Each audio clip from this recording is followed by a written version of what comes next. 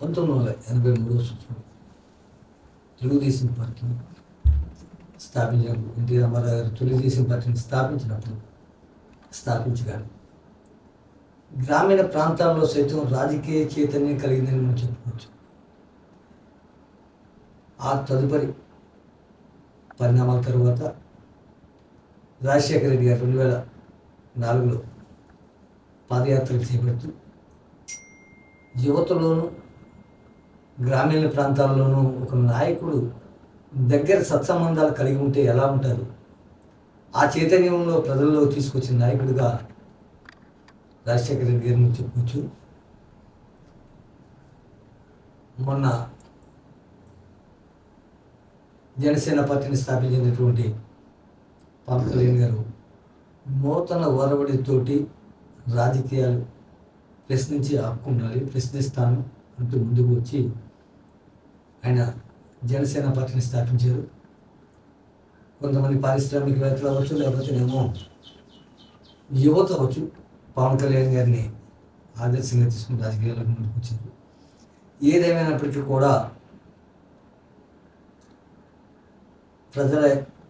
ప్రభుత్వం యొక్క సంక్షేమ పథకాలను ప్రజల్లోకి తీసుకెళ్లి నేరుగా లబ్ధిదారులకు అందించిన ఘనత జగన్మోహన్ రెడ్డి గారికి ఉంది. బయటపెట్టాడు.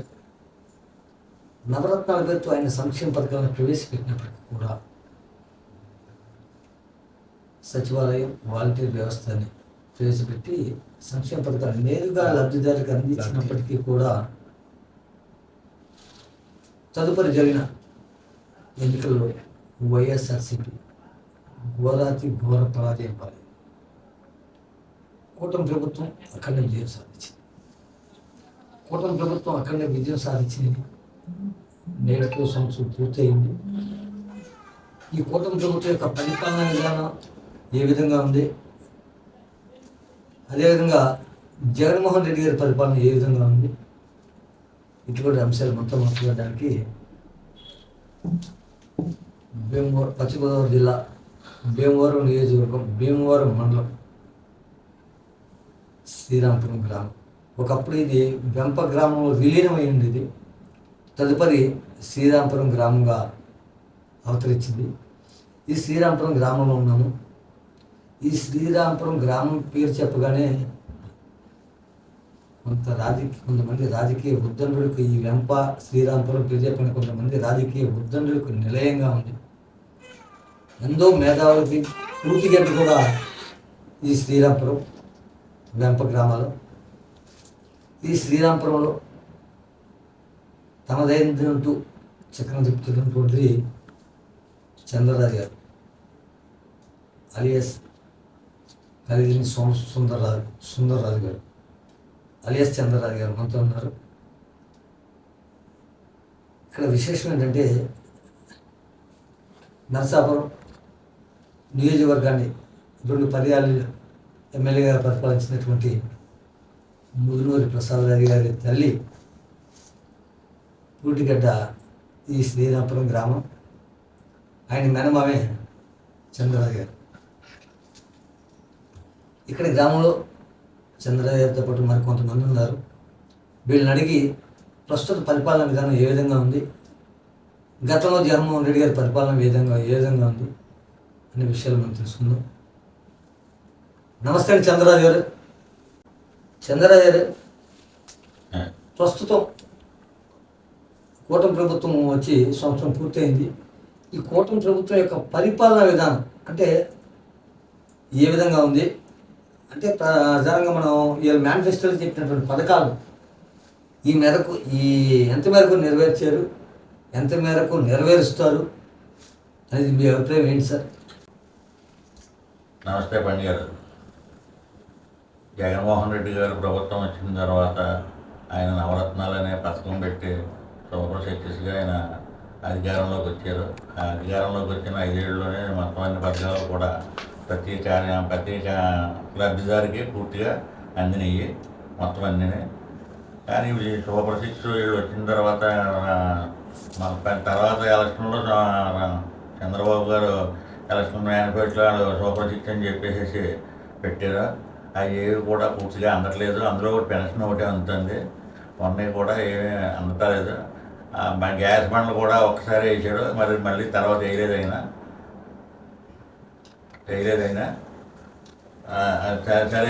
సరిగ్గా అది ప్రభుత్వం సరిగ్గా నడవటలేదు. అందరూ కూడా ప్రజలందరూ కూడా తిరస్కరించేలా ఉన్నారు.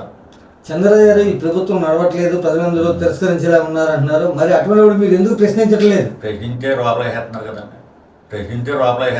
గతంలో మీరు చేసినట్టున్నారు కదండి ఆ పని. మేము చేయలేదు అలాగే. మా ప్రభుత్వంలో అలా జరగలేదు. టోటల్గా ఈ ప్రభుత్వం యొక్క పరిపాలన సంవత్సరం కాలం పూర్తి, ఈ సంవత్సర కాలం ఎలా ఉందంటారు? బాగోలేదని పరిస్థితి. సంవత్సరం కాలం ఏది అమలు జరగలేదు. ఏదైనా అంటే అలాగే డైవర్షన్ పాలిటిక్స్లోకి వెళ్ళి అందరినీ లోపల వేసేస్తున్నారు. 2014లో ఆంధ్ర రాష్ట్రం విడిపోయింది. ఆంధ్ర రాష్ట్రం విడిపోయిన తర్వాత మన పూర్తిగా అప్పులు ఊపుల్లో కూలిపోయింది. ఇటువంటి సమయంలో చంద్రబాబు నాయుడు గారు ముఖ్యమంత్రి అయ్యి అటు అమరావతిని ఇటు పోలవరాన్ని రెండూ అభివృద్ధి పరుస్తూ ముందుకు సాగాడు ఆయన. అయినప్పటికీ కూడా 2019లో జరిగిన ఎన్నికల్లో తెలుగుదేశం పార్టీ ఘోర పరాజయం పాలైంది. దీనికి కారణం ఏంటంటారు? కారకులు ఎవరంటారు? నమస్కారం పండి గారు. నా పేరు కె బలరామకృష్ణరాజు. వైసీపీ జిల్లా ఆర్గనైజింగ్ కమిటీలో మెంబర్గా ఉన్నాను. 2014లో చంద్రబాబు నాయుడు గారు ఎంతో అభివృద్ధి చేశారు. అయినప్పటికీ కూడా 2019లో ఆయన ఓటమి గల కారణాలు ఏంటి చెప్పండి సార్? అభివృద్ధి చేశారని జనం అనుకోవాలండి. అభివృద్ధి అంతా గ్రాఫిక్స్లో జనాన్ని చూపెట్టారు. ఆ కారణం చేత ఓడిపోయారు. 5 సంవత్సరాలు అమరావతి పేరుతో చంద్రబాబు నాయుడు గారు చేసింది అక్కడ ఏమీ లేదు. చేసి ఉంటే అమరావతి చుట్టూ కూడా ఆయన ఓట్లు రాలేదు. మేమంటే దూరంగా ఉన్నాం, కనవ జిల్లాలో. అక్కడైనా నెగ్గాలి కదా, అక్కడ అభివృద్ధి చేసి ఉంటేనే. అక్కడ మొత్తం కంప్లీట్ కార్పొరేషన్ మెంబర్స్ కూడా ఓటమి పాలయ్యారు. దానికి కారణం అంటే వాళ్ళకాళ్ళు మేము అభివృద్ధి చేసాము అని అనుకుని, అలాగే పట్టిసీమ వాళ్ళకి ఆదాయ వనరులు ఎటు నుంచి వస్తాయో ఆ పనులు చేశారు తప్ప జనాలకు ఉపయోగపడి పనులు చేస్తే ఏ ప్రభుత్వం ఓడిపోదండి. జనం ఎప్పుడు చేసిన ప్రభుత్వాన్ని ఎవరైనా, అది తెలుగుదేశం కావచ్చు, వైసీపీ కావచ్చు, ఇంకో ప్రభుత్వం కావచ్చు, ప్రజలు ఎప్పుడు ఆన్సర్ రాసుకుంటూనే ఉంటారు.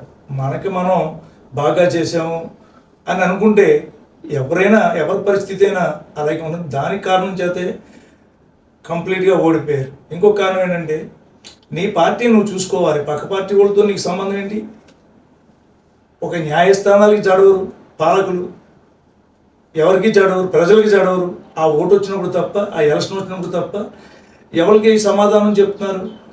ఒక పార్టీ నుంచి నీ పార్టీకి తీసుకుని ఆ పార్టీలో ఎమ్మెల్యేని మంత్రులు చేసి ఇటువంటి నీచ రాజకీయం అనేది ఎవరికైనా కరెక్ట్ కదండి. జనం ఎప్పుడు గమనించారు. అందుకే మీరు అటువంటి మహానాయకుడు అని చెప్పుకుని మీరు కింద స్థాయి దాకా ఓడిపోవడానికి గల కారణాలు ఇంకా చాలా ప్రజలకు ఉపయోగపడితే ఎవరో కూడా ఓడించరు. బాగా చేసిన నాయకుల్ని ఎప్పుడూ గుర్తుపెట్టుకుంటారు. అది ఏ పార్టీలో ఉన్నా, ఎవరితో ఉన్నా. అది ప్రజల్ని మర్చిపోయి మీడియా కూడా ఇవాళ ప్రజలు ఎవరితో చెప్పుకోవాలో తెలియనటువంటి పరిస్థితిలో ఇవాళ ఉన్నారు. మీడియాకి చెప్పుకుందామా? ఈ సోషల్ మీడియా లేకపోతే అసలు ఆన్సరే లేదు. ఇంకా సోషల్ మీడియా ఉన్న మూలాన్ని కొన్ని నిజాలు బయటకు వస్తున్నాయి.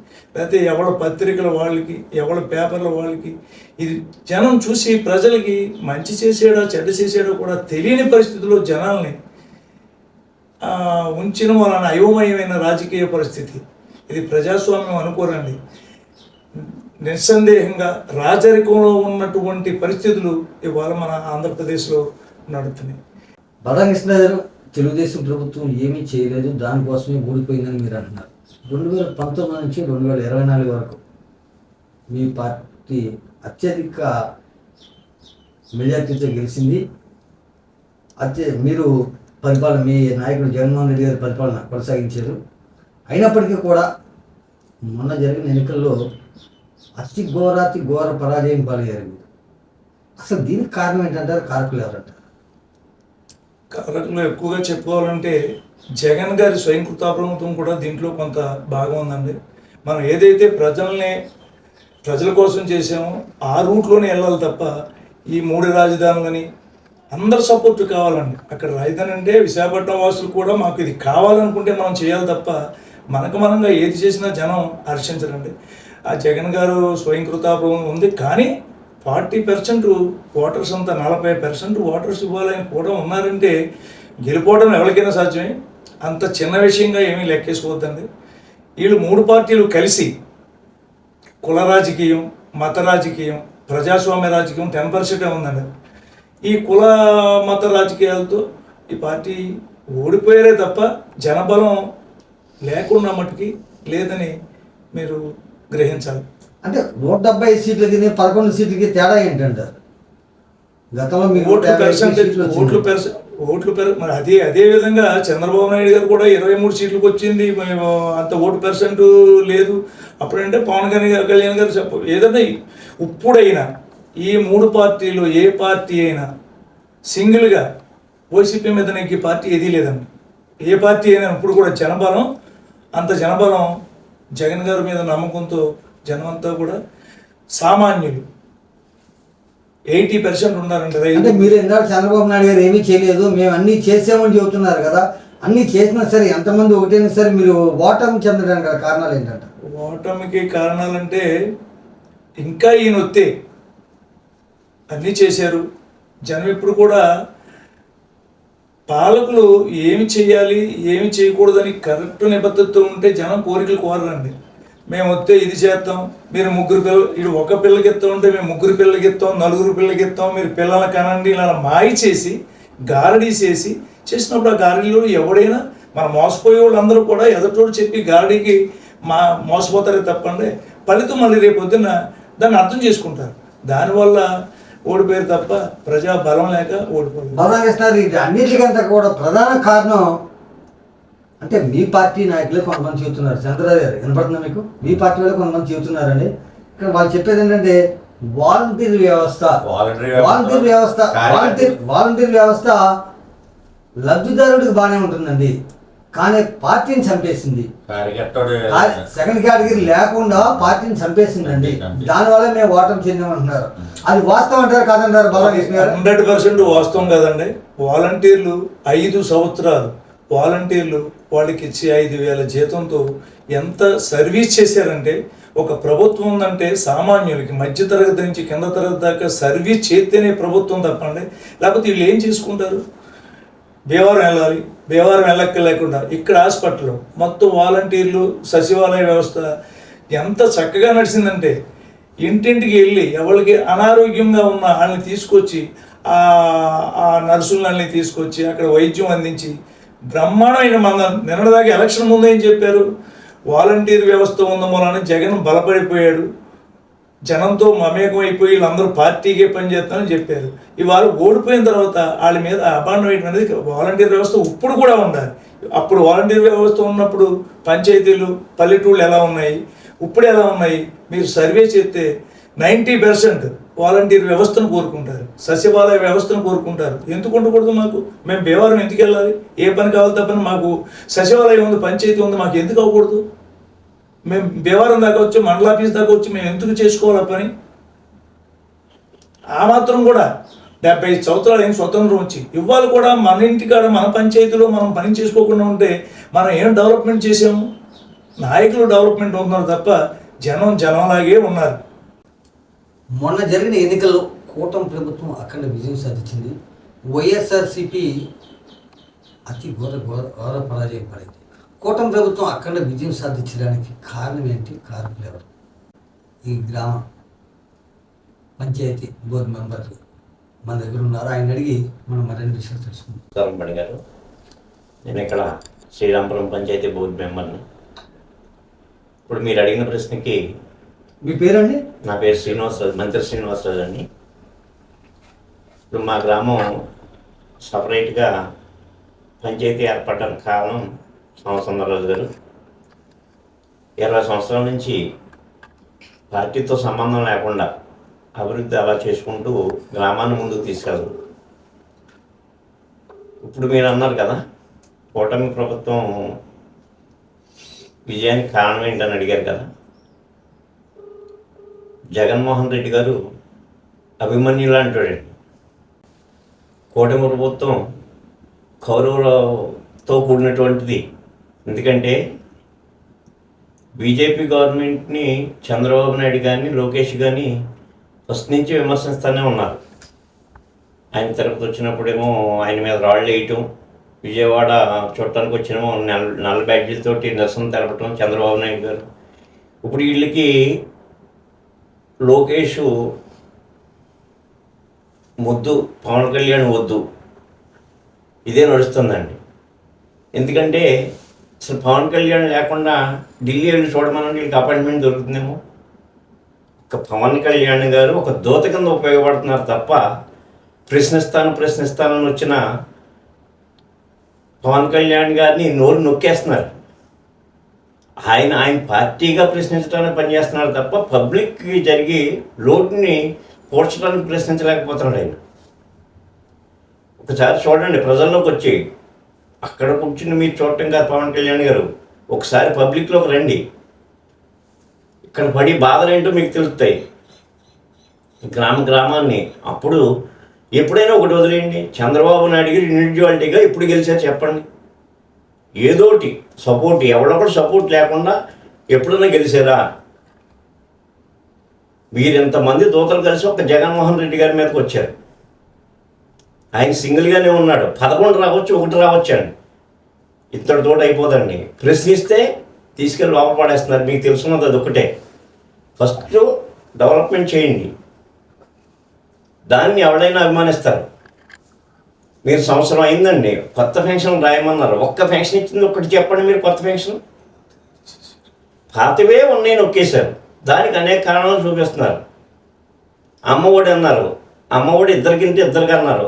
అసలు మీరు ఇప్పుడు రాష్ట్రంలో కానీ 1,85,000 పెన్షన్ ఆగిపోయినాయి అమ్మఒళ్ళు. దానికి సమాధానం ఏంటండి పవన్ కళ్యాణ్ గారు? మీరే అడగాలి మీ నాయకుడిని, మేము అడగటం కాదు. ఇంతమంది కండిషన్ జగన్మోహన్ రెడ్డి గారు ఎప్పుడైనా పెట్టారా? వాలంటరీ వ్యవస్థ మీద వాళ్ళు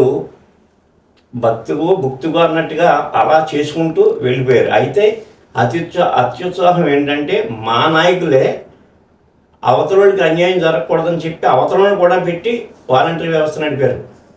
వాలంటరీ వ్యవస్థ జగన్మోహన్ రెడ్డి గారు రాజీనామా చేయమంటే ఎంతమంది చేశారండి? 1/3 కూడా రాజీనామా చేయలేదు. అందరూ మీ నాయకులే ఉన్నారు. మేమే 5 సంవత్సరాల క్రితం ఈ నిర్ణయం తీసుకుంటే మీరు వాళ్ళ పార్టీలో ఎవడన్నా మిగులుదరా?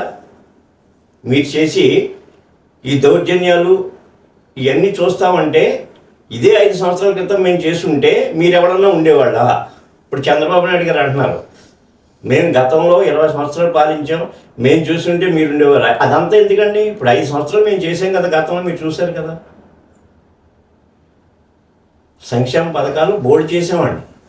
మణిగారు, ఇప్పుడు చంద్రబాబు నాయుడు నెగ్గాడు అని మీరు చెప్పుకొస్తున్నారు కదా, ఆయన మర్రి చెట్లు ఉంటాడండి, నీళ్ళనిస్తాడు తప్ప ఎక్కడ మొక్కమూల ఉన్నాడండి. అంతే తప్ప అంతకుమించి ఉపయోగం లేదు. గతంలో ఇదే చంద్రబాబు నాయుడు గారు సిపిఎం, బీజేపీ, బీఎస్పీ ఇవన్నిటితో పొట్టు పెట్టుకున్నారండి. ఏ ఒక్క పార్టీ అన్నా రాష్ట్రంలో గుర్తింపు ఉందండి? అలాగే ఒక టైంలో ఆయన ఇక్కడి నుంచి మన తెలంగాణకి వెళ్ళి కాంగ్రెస్ ఈయన వస్తే రాహుల్ గాంధీ గారి దగ్గరికి వెళ్ళి కొండ వేసాడండి. ఈయనకు ఒక సిద్ధాంతం అంటూ ఉండాలి కదండి. ఈయన ఒక రాష్ట్రాన్ని పరిపాలించినప్పుడు ఒక వ్యక్తిగా ఒక సిద్ధాంతం, నాది తెలుగుదేశమే అని ఒక సిద్ధాంతంతో ఉండి సింగిల్గా రమ్మనండి. ఎందుకండి ఇవన్నీ? ఇప్పుడు 4 కులాలు 40 మంది ఉన్నారని పవన్ కళ్యాణ్ గారిని జాగ్రత్త తీసుకోవటం, లేకపోతే బీజేపీకు హిందూ మతం ఏదో అడ్డు ఉందని చెప్పి హిందూ మతం ఆయన జాగ్రత్త తీసుకోవటం ఇది కరెక్ట్ కాదండి. డెవలప్మెంట్ చేయండి. డెవలప్మెంట్ చేసుకుంటూ వెళ్తే ఆటోమేటిక్గా ఓటరు ఎవడుండాలన్నదే ఓటర్ నిర్ణయిస్తాడండి. గతంలో వాలంటరీ వ్యవస్థ ఎలా ఉండేదండి? ఎవరన్నా ఫర్ ఎగ్జాంపుల్ చనిపోతే వెళ్ళి అమ్మ ఇదిగో డెత్ సర్టిఫికెట్ అని స్పాట్లో ఇచ్చేసి మర్నాడు వెళ్ళి వాళ్ళు పెన్షన్కు అర్హులా కాదా అని శుభ్రంగా రాసి వాళ్ళకి వెంటనే పెన్షన్ వచ్చేలా చేసేవారండి. ఏ నాయకుడు అవసరం లేదండి. ఇవాళ అవసరం అనుకోండి, ఎవరు చచ్చిపోతే ఆ తెలుగుదేశం నాయకులు చుట్టూ తిరగవలసిన పరిస్థితి ఏర్పడుతుంది. డెత్ సర్టిఫికెట్ పంచాయతీలో ఆ నాయకుడు చెప్తేనే కానీ డెత్ సర్టిఫికెట్ ఇవ్వటం లేదు. ఎన్నాళ్ళు నడుస్తుందండి ఇది? వాళ్ళకి పాత పెన్షన్లు ఉన్నాయే కొన్ని ఆపేశారండి. కొత్త పెన్షన్ ఎక్కడ సత్తారండి వీళ్ళు? ఆర్టీసీ అంటున్నాడు, ఉచిత మహిళలకి ఆర్టీసీ. అది ఎవరిదండి? కాంగ్రెస్ వాళ్ళు పట్టుకొచ్చి నువ్వు పెడతావేంటి అయ్యా? నీ ఇండివిజువాలిటీ నీకు కావాలి కదా. పక్కన ఉన్న రాష్ట్రాల్లో అటర్ప్లాపోయింది. ఆ పథకం పట్టుకొచ్చి నువ్వు కాంగ్రెస్ వాళ్ళది పట్టుకొచ్చి మేనిఫెస్టోలో పెట్టి నేను పెడతాను. 106 పథకాలు పెట్టావు, సూపర్ 6 అన్నావు. చెప్పు ఒకటి చేసింది. ఒక పథకం నేను ఇంప్లిమెంట్ చేశాను, పూర్తిగా ప్రతి వాటర్ సాటిస్ఫై అయ్యాడని ఒకటి చెప్పండి మీరు. ఇది ప్రశ్నించండి మీరు పవన్ కళ్యాణ్ గారు. ఇది ప్రశ్నించాలని చంద్రబాబు నాయుడు గారు. మీరు ప్రశ్నించినా మిమ్మల్ని ఆపేస్తారు. అది పరిస్థితి. ప్రస్తుతం జగన్మోహన్ రెడ్డి గారు దిగిపోయిన తర్వాత ప్రస్తుతం కూటమి ప్రభుత్వం అధికారంలోకి వచ్చింది. కూటమి ప్రభుత్వం అధికారంలోకి వచ్చి సంవత్సర కాలం పూర్తయింది. ఈ కూటమి ప్రభుత్వంలో అధికారం సంవత్సర కాలం పూర్తయింది. కూటమి ప్రభుత్వం యొక్క పరిపాలనా విధానం ఏ విధంగా ఉందనుకుంటున్నారు? అంటే ప్రజలు ఏమనుకుంటున్నారు? సంతృప్తికరంగా ఉన్నారనుకుంటున్నారు, లేదనుకుంటున్నారు? నమస్కారం హరి గారు. నా పేరు పెన్మెస్ వెంకటరాజు. శ్రీరామపురం గ్రామంలో పౌరుడు నేను. గత ప్రభుత్వానికి ఈ ప్రభుత్వానికి పోలిక అనేదే లేదు అసలు. గత ప్రభుత్వంలో వ్యక్తిగతంగా మాకే 5 సంవత్సరాల్లో 2,50,000 రూపాయలు లబ్ధి పొందాం మేము. కావాలంటే మా దగ్గర ఆధారాలు కూడా ఉన్నాయి. అంటే ఎలాగండి? దేని ద్వారా లబ్ధి పొందారంటే? మా అమ్మగారికి ఈబీసీ నేస్తం పడిందండి. ఓకే. మా నాన్నగారికి పెన్షన్ వచ్చిందండి. రైతు భరోసా వచ్చింది. అలా కాకుండా ఆరోగ్యశ్రీలో ఆపరేషన్ చేయించుకున్నాం. తల్లికి వందనం అమ్మఒడి వచ్చింది. అన్ని పథకాలు మాకు 5 సంవత్సరాలు అన్ని పథకాల మీద 2,50,000 లబ్ధి పొందాం మేము. ప్రస్తుతంలో ఈ సంవత్సరం పూర్తి అయిపోయింది. ₹1 కూడా ప్రస్తుతం మాకు లబ్ధి రాలేదు అసలు. అమ్మఒడి కూడా రాలేదంటారు మీకు? అమ్మఒడి రాలేదు. 1,500 నెల 1,500 అన్నారు. మహాశక్తి అన్నారు, అది అన్నారు. ఏ పథకం రాలేదు. గ్యాస్ సిలిండర్ ఫ్రీ అన్నారు. ఆ గ్యాస్ సిలిండర్ కూడా ఒక గ్యాస్ సిలిండర్ అన్నారు. ఆ గ్యాస్ సిలిండర్ మేమే డబ్బులు ఇచ్చి కొనుక్కున్నాము ఏజెంట్ దగ్గర. దానికి కూడా ఇప్పుడు వరకు రూపాయి డబ్బులు పడలేదు. అకౌంట్లో పడతాయి అన్నారు కదా? పడలేదండి. చెక్ చేయించుకున్నాము, మాకు అకౌంట్లో డబ్బులు పడలేదు. దేనికైనా అడగదామంటే వాలంటీర్లు లేరు, సచివాలయంలో సరిగ్గా సిబ్బంది లేరు. వాళ్ళని అడిగినా కానీ మాకేం తెలియదు, మీరు ఏమైనా ఉంటే పై వరకు వెళ్ళి మండలం వరకు వెళ్ళి తీసుకోవాలి తప్ప మా దగ్గర ఆధారాలు ఏమీ రుజువులు లేవు మా దగ్గర. మీకు వర్తించిందా లేదని మేము చెప్పలేమని చెప్తున్నారు. ఎక్కడికి వెళ్ళాలో మాకు అర్థం కావట్లేదు, ఎక్కడికి వెళ్ళలేము. సంవత్సరం నుంచి మాకు ఏ ఉపయోగం లేదు ఈ ప్రభుత్వంలో. పన్నులు మరీ దారుణంగా. కరెంటు బిల్లు ఇది వరకు వచ్చే 300 కరెంటు బిల్లు ఈరోజు 900 కరెంటు బిల్లు వస్తుంది మాకు. అదే విధంగా వాడుకుంటున్నాం మేము. అప్పుడున్నాయి ఇప్పుడున్నాయి. ఏమేమి విద్యుత్ వినియోగం మాకేం పెరగలేదు. పెరగకపోయినా ప్రస్తుతం మా కరెంటు బిల్లు 900 కరెంటు బిల్లు కట్టుతాం. అలాగే రైతు భరోసా వచ్చేది, రైతు ఇన్పుట్ సబ్సిడీలు వచ్చేవి మాకు. ఆక్వాకల్చర్లో సబ్సిడీ వచ్చేది, ₹1.5 విద్యుత్ అనేది అన్నారు. ఏమీ రావట్లేదు. అవన్నీ కూడా ఇప్పుడు ఆక్వాజోన్ ఆ రోజు చంద్రబాబు నాయుడు గారు భీమవరం వచ్చిన రోజున మీటింగ్ పెట్టి ప్రతిదీ ఆక్వాజోన్లో ఉన్నా లేకపోయినా ₹1.5 విద్యుత్ సబ్సిడీ మీద ఇస్తామన్నారు చెరువులకి. అది ఇప్పటివరకు ఏమీ నెరవేరలేదు. మాకు ఏ ఉపయోగం జరగట్లేదు. పైగా రియల్ రైతులు క్రితం సంవత్సరం ఈ రోజుల్లో ₹260 ఉంది 100 కౌంటు. ఈ రోజు ₹190 అమ్ముకుంటున్నాను. ప్రతిదీ నష్టమే. రైతు అన్నవాడు ఎవడో బాగోలేదు. రైతులందరూ నాశనం అయిపోతున్నారు.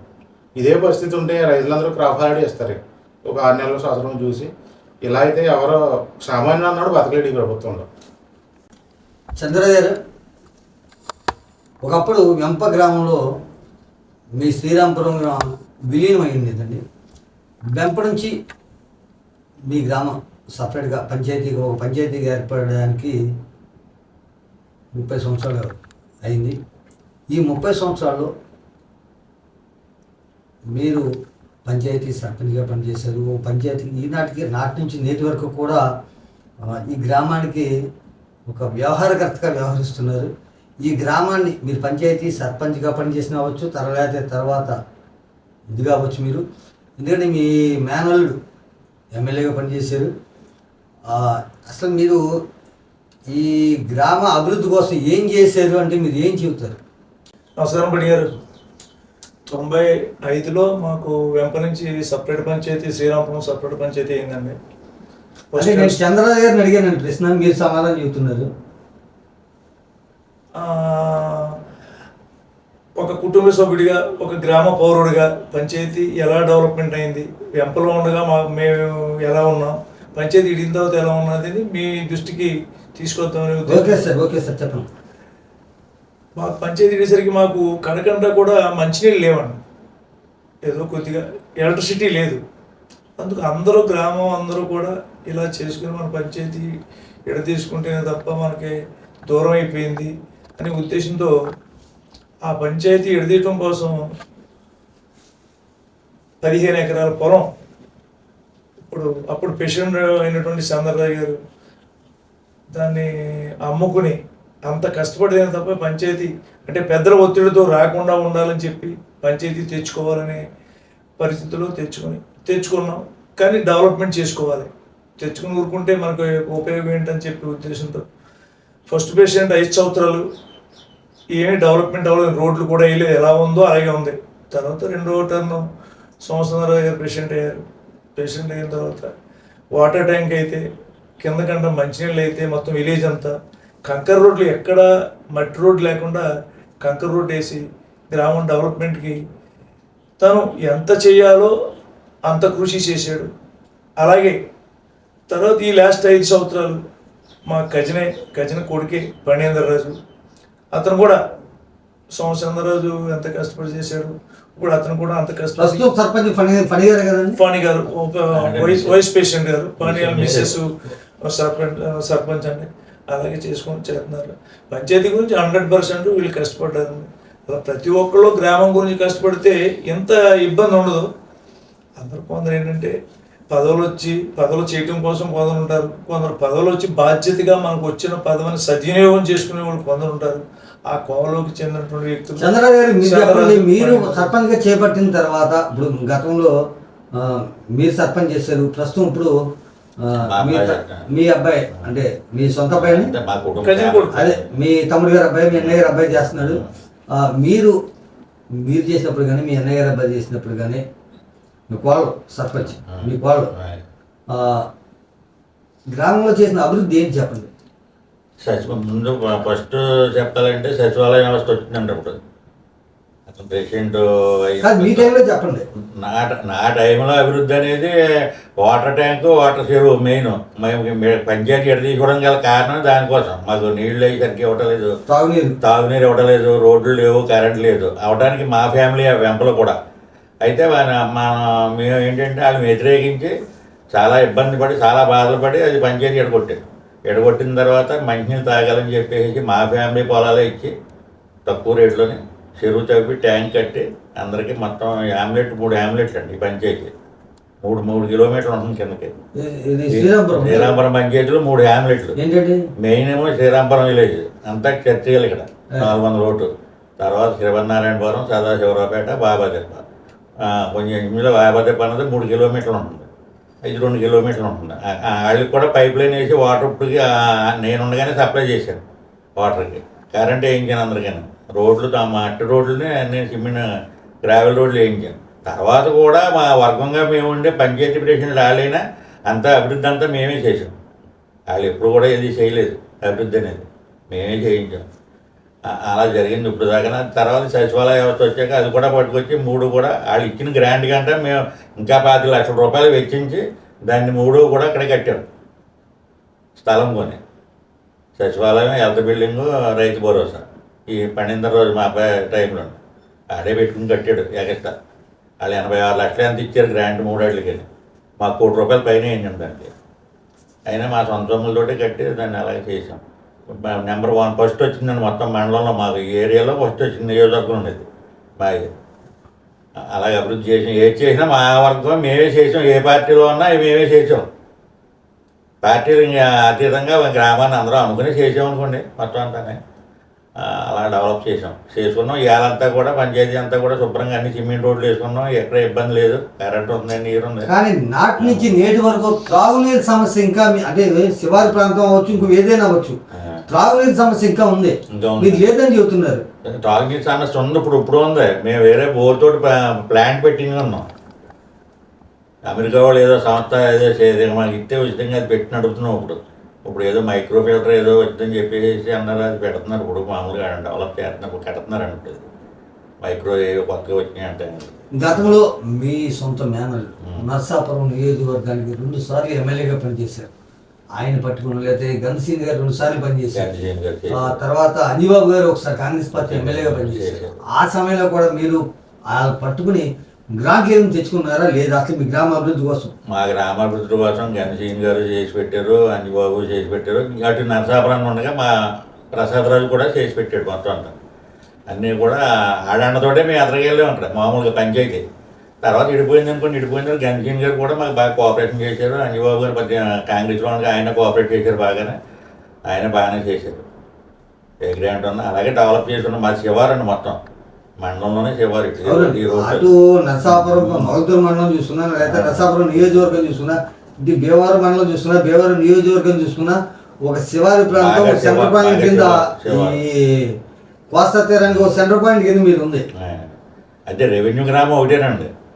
మళ్ళీ దాంట్లో కూడా రెవెన్యూ నేను 1, 2 కింద హైకోర్టులో వేసి ఎడగొట్టించాను. మాకు వెంపటీలు అన్ని పనులు రసీదులు అన్నీ పోసుకోవడానికి భారంగా ఉండదని చెప్పేసి నెంబర్ 2 కూడా పెట్టించాను రెవెన్యూ. మాకు ఇక్కడ ఆఫీస్లో ఎక్కడే ఉంటాడు విఆర్ఓ దానికి. అలాగే అన్నీ ఎక్కడికెక్కడ అన్నీ డెవలప్ చేసుకుంటూ వచ్చాం. పంచాయతీ ఎడ తీసిన కానించాను మొత్తం అంతా.